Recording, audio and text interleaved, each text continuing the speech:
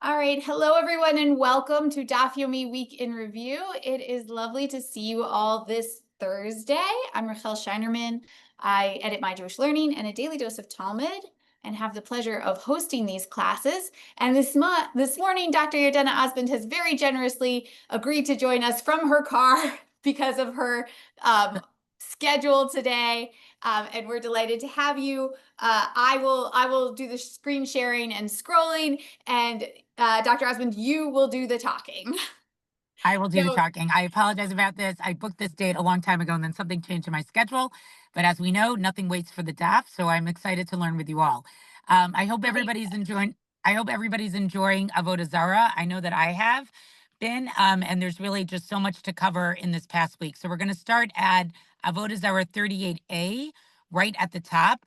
And there actually was a ton to do here because this is sort of the classic Gemara pieces that have to do with what we call bishul akum, and which is the concept that we don't eat food that is cooked by a non-Jew. And where this comes from and how this developed is very, very interesting. The major reason that the Gemara gives for this is the issue of what we call chatnut, which is that somehow this will lead to intermarriage. And this actually is still a very, very valid halachic concern today, right? What do people do eating in even, let's say, a non-kosher restaurant, but somebody's able to, let's say, prepare food for you in a way that is kosher, or having a housekeeper in your home or a cook in your home? This actually is a very, very relevant area of halakha. What I wanted to do is just read the beginning part of this section here, just to sort of set up some of the concepts that actually become very important when the commentators discuss this halachically, and just to see. So we're not going to do the whole, what we call sugya, the whole section, but just to talk a little bit about some of these concepts. So starting here at the top of 38a, it says, Elami derabanan ukra asmachta ba'alma. So there was a discussion on the previous Amud, right, the previous page, which basically concludes at the end. They quoted a pasuk from the Torah, actually from Devarim, that from Deuteronomy, that basically says that that is the source for how we know that we cannot do bishul akum, that we cannot have a non-Jew cook for us. And the Gemara has a lot of discussion about that source and what the source means. And ultimately, the Gemara comes to the conclusion that really this is a rabbinic prohibition. It is not a biblical prohibition. And they use this pasuk for an asmachta. So an asmachta is a concept that we see often in the Gemara, which is basically saying it's like a support. It's kind of like a little hint that we can get to that's in the Torah itself. And it's a way of sort of saying, like, we can hang our hat on something, okay? But we know that that's not actually, like, it's not really biblical. And then the Gemara goes on to say, Amar Rav Shmuel bar Rav Yitzchak Amar Rav. So Rav Shmuel bar Yitzchak says in the name of Rav, Kol anelchal kamot shehu chai, ein bo mishum bishulei goyim. Okay, so the Gemara here is going to give us two very interesting sort of like ways of limiting the prohibition of bishul akum. The first one is that it's kamot shehu chai, right? Anything that can be eaten raw is not subject to the prohibition of bishul akum, of cooking by Gentiles. So this would be vegetables. Some people argue that this actually has to do with certain types of fish, right? We know that like sushi is very, very popular right now. Okay, so that would be okay. So this is like one sort of way to limit a very, very broad rabbinic prohibition. Surah matni nahali. So in Surah, right, which we know was one of the three major rabbinic sort of yeshiva centers in Bavel, this is how they taught it. But Pumpadita matni hacha. In Pumbedita, they taught this halacha differently, and they have a totally different sort of limitation here. It quoted in the name of the same person, Amar Rav Shmuel bar Rav Yitzchak Amar Rav, Kol sheino nachal al shulchan melachim lelapat bo atapat ein bo mishum bishulei goyim. So the limitation that they give in Pumbedita is anything that's not eaten together with bread on the table of kings is not subject to the cooking of Gentiles. Okay. And what this means is that it needs to be sort of special food, okay? It's not supposed to be like sort of any food. What I think is interesting now, sorry, let's get to the Gemara first. So the Gemara needs to go through what is the nafkamina, right? What's the halachic significance of the difference between these two opinions, right? The first that says anything that can be eaten raw is not subject to the prohibition of bishul akum, and the second one saying anything that sort of is not fancy enough to eat at a king's table, right? Which again feels very subjective, right? Like in a place like England where there's actually a king, right? That may look very different than place or Israel that we very very relaxed and chill in a very different way, right? Like street food is kind of, we could say, is like fancy in Israel. So there's something very subjective here. What does the Gemara say though? Is the distinction? My beinahu, eka beinahu. This is what it has to do with dagim ktanim va'adre v'daisa. So small fish, mushrooms, and porridge, because these are foods that are not eaten raw, okay? But they're also not eaten by distinguished people. They're not considered to be fancy foods. So these foods would be prohibited in Surah, but they would be permitted in Pumbedita. And again, I think one of the things that's fascinating is that the Surah version, right, of raw food, yes, there might be some subjectivity, right? There might be one place where this is a food people eat raw, but, in another place they only eat it cooked. But there's something objective about that standard, right? It's either food you can eat raw or it's either food you can eat cooked. The Pumbedita version of saying that it has to be something that's fit for the table of a king, I don't know. I think that sets the bar very, very high, saying it has to be something like really fancy. And also, it's really subjective, right? I think there's something very cultural about that. Again, one of the reasons why I wanted to read this section is that in terms of halachic literature that deals with issues of bishul akum, what does it actually mean? How do we actually apply it practically in the Rishonim and the Achronim, right? In the commentators, these two categories actually become very, very important. And it becomes a question, do you need to have both of these things to say it's not bishul akum? Is only one of those enough to have an exception? And there's a lot of halachic discussion about that, okay? So that is sort of the first thing that I wanted to go through. If you could now please go to 39A 12. That's the next section that I want to read there. And so there, I'm just going to quickly check and see if there were any comments here. Okay, I like that somebody here, Rob, thank you for doing a little Dr. Seuss thing. I think that is very funny. Okay. Okay, so now we're going to go to this section here on 39A. Okay. And so this section here is going to get into a very interesting discussion about another halachic category that actually doesn't have to do with Avodah Zarah, but the category of chaver and am haaretz. And I wanted to go through it because it's a category that we find that pops up in other halachic areas. And it's an important rabbinic concept because the rabbis certainly viewed themselves as sort of this category of chaver.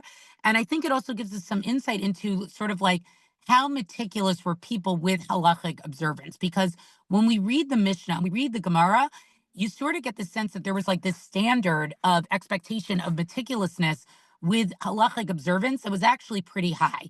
And then when you see this category of chaver and am haaretz, I think it actually gives us a very different idea.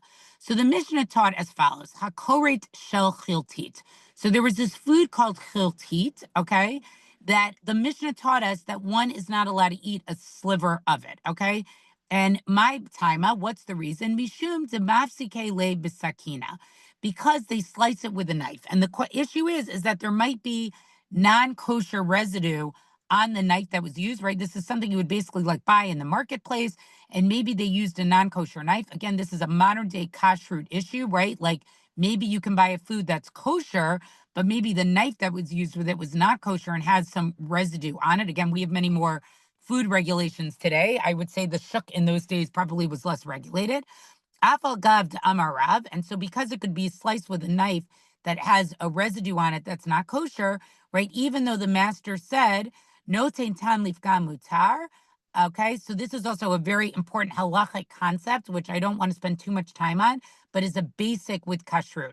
So no tein tam lifgam is the following concept. If you have a non-kosher vessel, right, that you cooked, a non-kosher pot that you cooked non-kosher food in, so if you cook kosher food in it 4 hours later after the non-kosher food was cooked in it, there is a concept that somehow some non-kosher food got absorbed in the pot itself. And when you cook the kosher food in it, non-kosher flavoring or non-kosher food sort of like gets absorbed into the kosher food, and it like enhances the flavoring of the kosher food, and therefore we can't that food would no longer be kosher. If you wait 24 hours for that pot not to be used, and then you cook something kosher in it, we have this concept of noten tan lifgam mutar, that after the 24 hours, any flavor that is imparted in the kosher food, it actually doesn't enhance the food. It actually makes the food worse. That somehow it imparts, the literal translation you can see from Safarias, it imparts flavor to the detriment, right? It somehow, because it's like old food or old something that's seeping out from the pot, okay, it makes the food worse. And since it's going to make the food worse, it's mutar. It's actually allowed. So the point here is that, okay, maybe we could argue, well, the knife you're using to cut the chiltit is an old knife, and therefore it's noten tan lifgam mutar.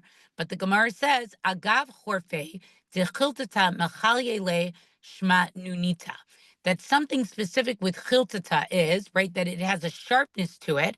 And so when you slice it with the knife actually sweetens it, and therefore it actually enhances its taste. V'havele kenoten tam l'shavach.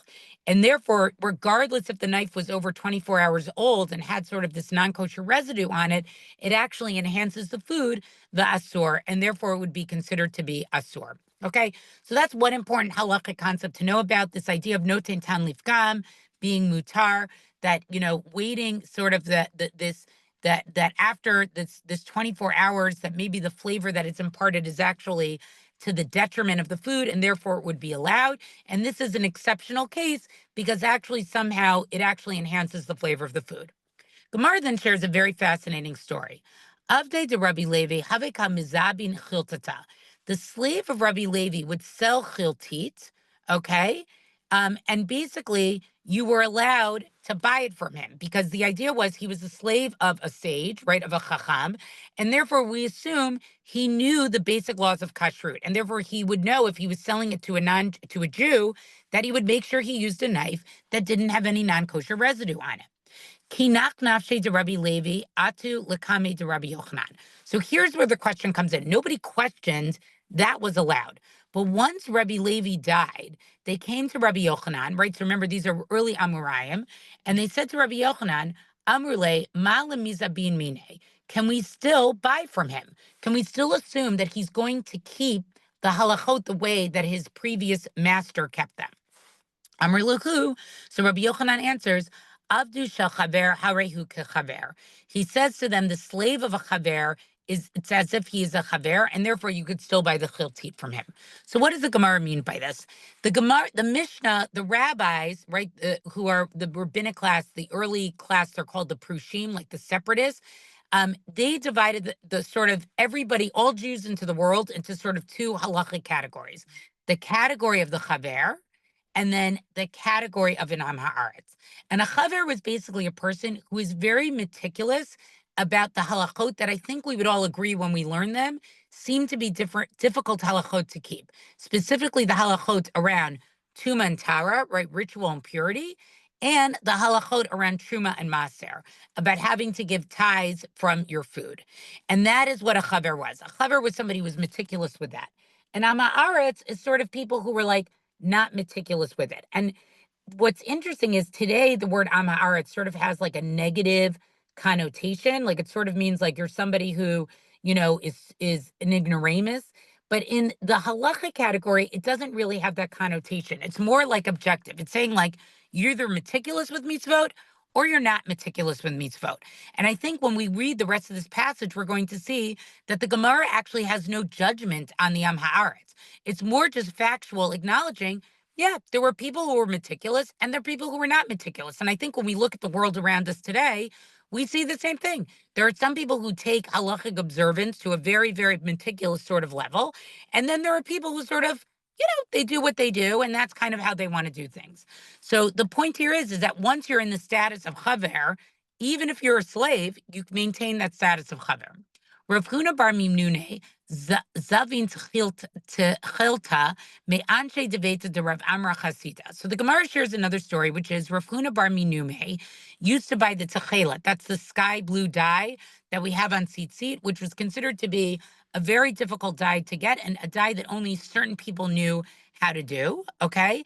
and he would buy it from the people of the household, basically means the wife of Rav Amram the pious, right? So the idea here is that there's sort of an implication here that women are not really necessarily a chaver, but the point here is that he could trust the wife of a chaver. Ata lekame to Rav Yosef lo have a bide. So Rav Huna came to Rav Yosef and basically said, am I allowed to rely on her as a chaver, right? Am I allowed to say, because her wife is the husband is a chaver, can I buy techelet from her? And interestingly, Rav Yosef did not know the answer to this. Tagabe Hanan Chaita. So Hanan the tailor happened to meet Rav Huna. Amarle Yosef Ania Minale. And he says to him, from where could poor Yosef have known the answer? Bidide have uvda, right? Hanan goes on and he says, there was an incident, right, that he was involved with. What happened here? Dzivne Techelta Me'anche Devete de Ravana Achuye de Rabbi Chia Bar Abba, that he also wanted to buy techelet from the wife of Rabina, the brother of Rav Chia Bar Abba. And what did he do? Ve'ate lekame de Rav Matna. He came to Rav Matna to ask the same question: can we trust the wife of a chaver? La habebite. And again, he also did not know the answer to this. Ata lekami de Rav Yehuda me Hargunia. And so then he came before Rav Yehuda of Hargunia. Amarli, and he said to me, Nafalta liyad. He said, you have fallen into my hand, meaning I'm the only one who can answer this question. Hachi Amar Shmuel, this is what Shmuel said. Eshed chaver harehi kachaver. The wife of a chaver is like a chaver. Now, if we want to give a little bit of a sort of modern reading to some of this, I find it fascinating that sort of this question about the woman was the one that they didn't know the answer to. And I think it does say something about sort of how they understood how meticulous women would be with mitzvot, the fact that it was a question, the fact that an Amor like Rav Yosef, remember that's Abaye's teacher, couldn't somehow know the answer of this. And the answer was just a quote from Shmuel. And so a teaching of Shmuel. So I find it interesting that this was really such a question. The Gemara goes on to say, Tanina lahad tanu Rabbanan, right? That we learned in a brisa, Eshel chaver harehu kechaver, right? That the wife of a chaver is like a chaver. Again, we have a brisa that taught this. How did these Amorayim who were asked this question not know this brisa? Very interesting. Avdosha chaver harehu kechaver. The servants of a chaver is like a chaver. Chaver shemet, and a chaver who dies, ishto banav ubnei beito harehen b'chaskatan ad sheyachadshehu. Right? The family, somebody is a chaver dies, the family, okay, basically is still considered to be a chaver unless there's a particular reason to suspect them. They would have to do something that would say, okay, now we have to be suspicious of them. V'chein chatzer shemochrin bat chelet harein hein bechazkatan v'hi bechazkata ad shetifasel. And again, in a courtyard that sells techelet, we assume that they sell the correct techelet until there's a reason to disqualify them. Tanu Rabbanan. And then the Gemara goes on to say, Eshet am ha'aretz sheniseit lechaver, v'chein bito shel am ha'aretz sheniseit lechaver, v'chein avdo shel am ha'aretz shenimkar lechaver, kulan tzrichin lekabel divrei chavrut. So now they give these three categories. A woman, right? A woman who was a woman of somebody who was not careful, right? Somebody who was married to an am ha'aretz, and then in her second marriage, she marries a chaver, or the daughter of an Am Haaretz who marries a chaver, right? And also the servant of an Am Haaretz who then gets sold to a chaver. So again, what we see is that sociologically, people would move sort of between the categories. Like it wasn't a caste system. It wasn't like only a chaver could stay within the chaver, only an Am Haaretz could stay within an Am Haaretz. In those cases, what would happen? The person who moves to the chaver household now has to act like a chaver. So I think this is also fascinating because what we see from here is that the Gemara makes an assumption. Anybody can become meticulous who needs to become meticulous, right? Sorry, it's a brisa actually. The Tanaim make an assumption that you can move from category to category, okay? And then it goes on to say, Aval Esher Chaver Sheniseit Lam Haaretz. Let's say the other reverse happens. Somebody who is married to a chaver goes to an Am Haaretz. V'chein bito shel chaver sheniseit lam haaretz, or the daughter of a chaver who marries an Am Haaretz. V'chein avdo shel chaver shenimkar le'am haaretz, or the servant of a chaver of an am then gets sold to an Am Haaretz. Einan tzrichin lekabel divrei chavrut lechatchila divrei Rabbi Meir. Rabbi Meir actually says that what? Actually does not need to maintain that chaver status, which I think is also super fascinating. Rabbi Yehuda Omer, but Rabbi Yehuda says, Af hein tzrichin lakabel divrei chavut lechatchila. No, sort of once you're a chaver, you need to remain a chaver. V'chein haya Rabbi Shimon ben Elazar Omer, and Rabbi Shimon ben Elazar would say, Masa bisha achat sheniseit lechaver. There was a story about a woman who was married to a chaver, v'ayta kosheret lo tefillin al yado, and she was so meticulous, she actually used to tie his tefillin. Again, a lot to unpack with this story. Niseit, I mean, how many women today can say that they actually know how to tie tefillin? Niseit lemoches. Then she married a tax collector, hayta kosher lo kishrei moches al yado. And then she would tie him for his tax sales. In other words, the point is, women can learn things, they can learn what's required for their particular household, and therefore they can sort of keep the standard of what they learn. I think this is a super interesting way to look at it. So I think that this, this concept of a chaver versus an am haaretz is an important halachic category that we see that rabbinic Judaism starts. And I want to show that I think this passage really shows us that this is not meant to be, it's not judgmental, it's more factual. There were people who were chavers, there were people who were am haaretz. There can be movement between the two groups. The question really becomes, when you move between the groups, what halachic status do you have to keep? Everybody agrees if you move to a chaver household, you got to start keeping halacha like the chaver. The machloket is over. If you move to an am haaretz household, what do you need to do? But again, it's really without any type of judgment at all. Okay, let's move on now to another section here. If you could move to, you know what, just because of lack of time, let's move to the new parak. So move to 41a, okay, 41a. And this is going to be the beginning of the next parak that we're going to learn. I'm just scrolling down on my device for a second. And we have a very interesting Mishnah here. So this particular parak, for those of you who are keeping up with Daf Yomi, is going to have to do with sort of what we think of as classic Avodah Zarah, right? Sort of like the images that we are allowed, that we sort of think of. When we think of Avodah Zarah, we think of like some type of image or idol, and that somehow becomes asur because it was worshipped in a way. So the Mishnah reads as follows, and this is the second Mishnah of the parak. Hamotze shivrei salamim, hare elu mutarim. Matzah tavnit yad o tavnit regel, hare elu asurin. Mipnei shekiyotze behem nevad. So the Mishnah teaches us something very interesting.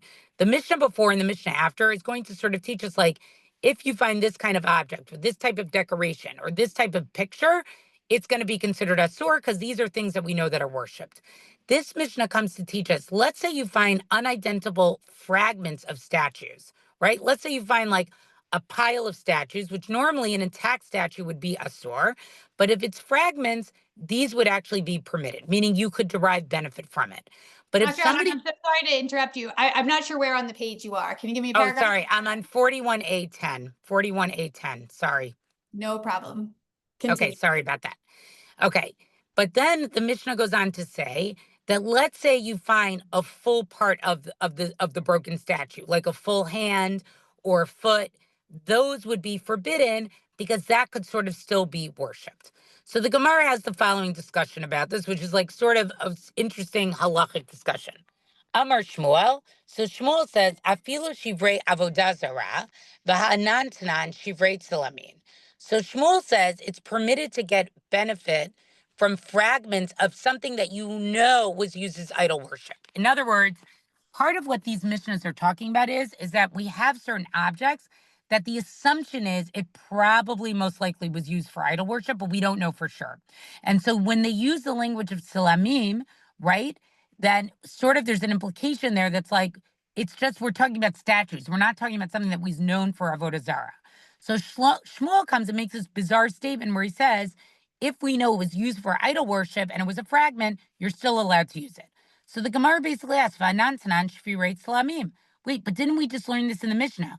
We said if you find any part of a statue, right, you're allowed to use it if it's a fragment of it. Hu adin dafilu shivrei avodah zarah. So the Gemara is basically saying that what the Mishnah is trying to teach us is that the same is true even of fragments of known avodah zarah. V'hadiktani shivrei salamim.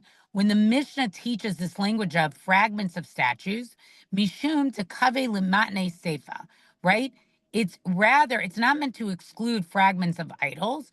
Rather, they use this expression because it wants to teach the last clause, which is matzah tavnit yad tavnit regel harei elu asurin.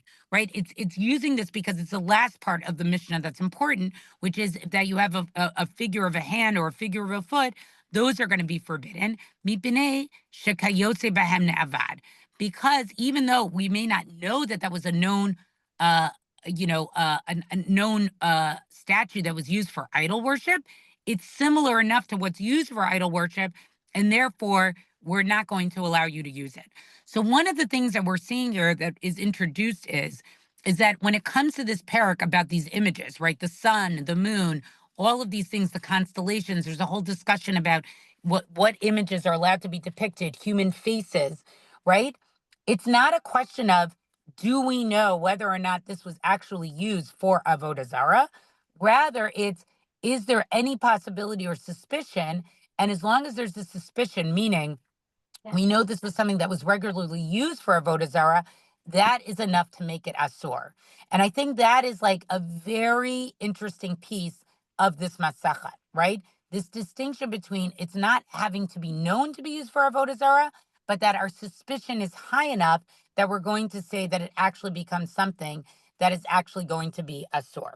And finally, the last thing that I want to conclude with is if we could go to 42b, 11, although I guess we have 2 minutes left. I could take some time for questions if anybody has some questions. I'll just do one more quick section here on 42b. Okay, 11.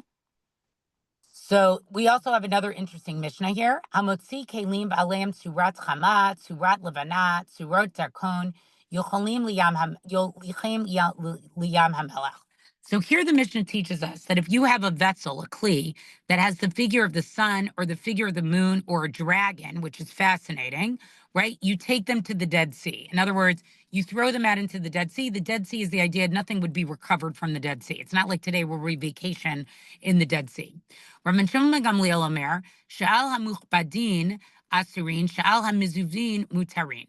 Rabban Shimon Gamliel says that if these figures are on like a fancy kli, that's when they're forbidden. But if they're on like the word is literally disgraceful, but in other words, like an ordinary kli, we're not going to actually, then that can actually be permitted because the idea is that that wouldn't actually be something that would be used for Avodah Zarah.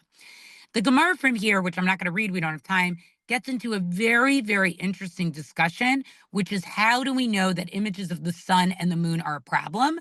And one of the things that they get into, which I wish I had time to read, is that Rabban Gamliel the second actually had in his study pictures of the moon that could be used for people who came to be Kiddush HaKodesh, okay? That was very, very interesting. And they have a whole discussion about that. Just pay attention to that. With that, I will conclude. If there's any questions, I would love to hear from you guys. Thank you so much. That was a lot you got us through in 30 minutes. Much appreciated. Neri asks, the Gemara makes it clear that if we pick up an object, we acquire it. So how can we take the object to throw it into the Dead Sea? Yeah, that is an interesting question. I think the idea is it's more like just saying you're supposed to just get rid of it. Okay. And has a question too, and then maybe we'll wrap up. I was going to ask a couple of things. I understand maybe the worry was about idol worship, that something with an image of a sun or moon on it could be used for idol worship, but would that have been the concern? Or because unless they're an anthropomorphic or a cartoon sun or a cartoon moon, they're not going to have a face. So I think usually the issue was that you didn't want to have graven images, you didn't want anything with face. But then the other question I have is I've seen, for example, in synagogues, like sometimes that the Torah cover will have like lions on it or animals, like a lion or yeah, so that isn't a problem. That isn't a problem. And that's the issue is you really need to go through this whole Gemara to really understand what is allowed and what isn't allowed. And it's actually based on different psukim. So it's a very, very interesting discussion of what actually is allowed and isn't allowed. And the sun and the moon are a particular problem.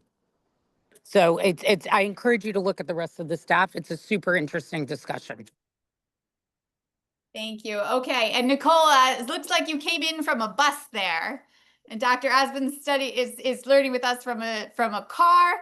So Talmud everywhere, on the go, all the time. Love it. Okay, it was wonderful to study with you all. As always, we leave it unfinished and continue our journey tomorrow. So we will be in your inbox then. I wish you all a Shabbat Shalom, and we will see you in this space in exactly 1 week. Thank you, everybody. Bye-bye. Shabbat Shalom.